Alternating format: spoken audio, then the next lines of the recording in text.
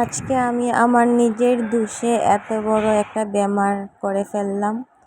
ছোটোমোটো যখন ছিল ভাবতাম গ্যাসের প্রবলেম বলে ডক্টরের কাছে যাইনি, আর আজকে এত বড় বেমার একটা ধরা পড়েছে। আর আমার বাচ্চাগুলো অনেকটাই ছোট, ভেবেই কি লাগছে, একদম ভালো লাগছে না। এখন আমি মার ঘরে আছি, একদম কী যে হয়েছে না সংসারটার মধ্যে, একদম অলক্ষী লেগে গিয়েছে।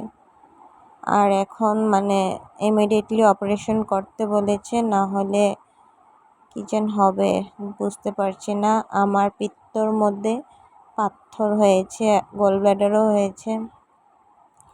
তো এখন 1 সপ্তাহের ভিতরেই অপারেশন করতে হবে। তো আমি বললাম 1 মাসের জন্য টাইম নাও। তো কালকে ডক্টরের কাছে যাব, গিয়ে দেখব কি হয়েছে না তারপর তোমাদেরকে বলছি।